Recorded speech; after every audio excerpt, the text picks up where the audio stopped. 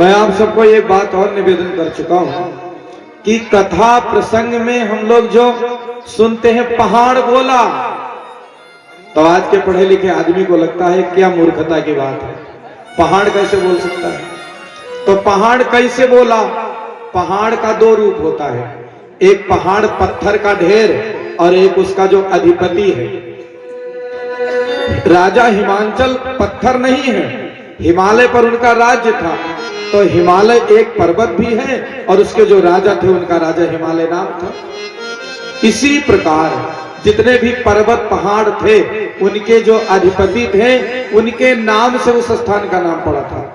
जैसे हम लोग आज तेलियानी गांव में बैठे हैं, यदि यहाँ किसी बुजुर्ग जन को पता होगा तो तेलियानी गांव, इस गांव का नाम क्यों पड़ा, इसके पीछे भी कुछ कारण होगा, किसी के नाम से ही या किसी के काम से ही पड़ा होगा।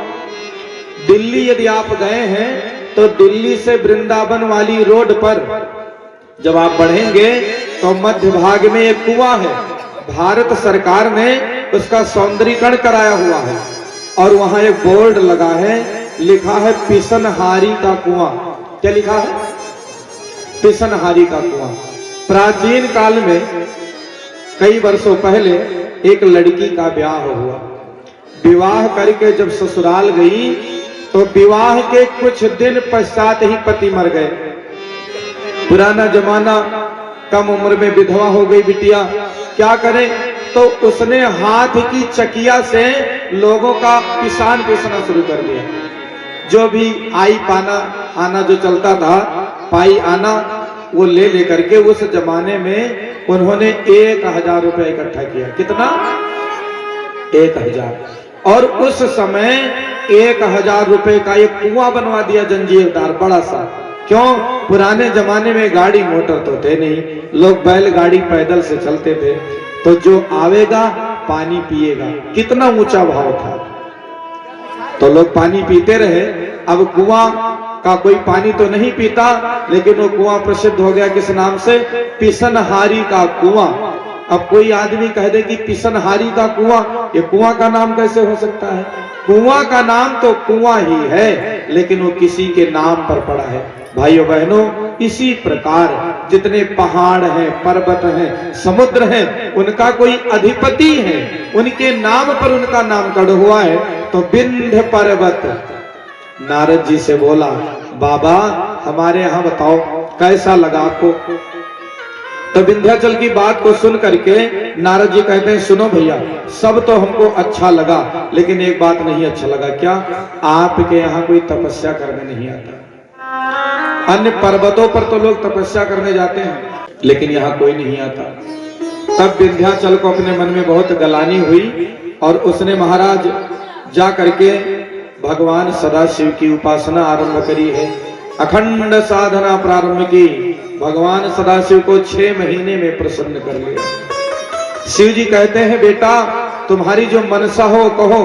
उसने कहा, बाबा हमारे यहाँ कोई तपस्या करने नहीं आता, इसलिए यदि आप जिस रूप में विराजमान हुए हैं, प्रणव रूप में, आप यही स्थापित हो जाएं तो हमारी महिमा बढ़ जाए। अपना मान भले टल जाए, पर भक्त का मान न टलते देखा, प्रभु को नियम बदलते देखा।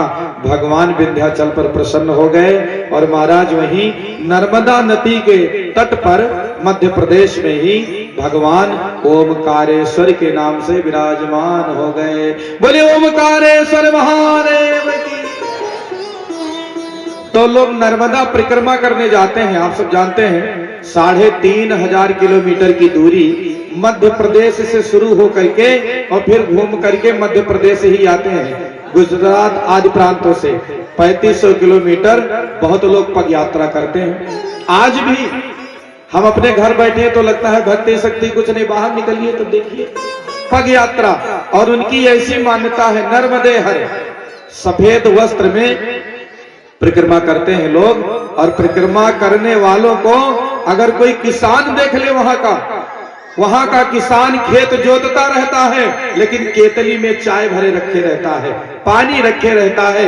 नर्मदा मैया का परिक्रमा करने वाला कोई आवे, उनका चरण छूते हैं, हमारे भाग्य उदित भय महाराज, आप आए, चाय पी लो, पानी पी लो। लोग करने जाते हैं और मन अभिलषित वर भी प्राप्त करते हैं। करीब 3 महीने लगता है परिक्रमा करने में, साधन की भी व्यवस्था है। इसलिए मेरी सबको प्रार्थना है, जीवन में कभी मौका मिले तो एक बार नर्मदा मैया की परिक्रमा जरूर करिए। भैया केवल ये जीवन इसलिए नहीं है it drink and B Mary, खाओ पियो और मौज करो।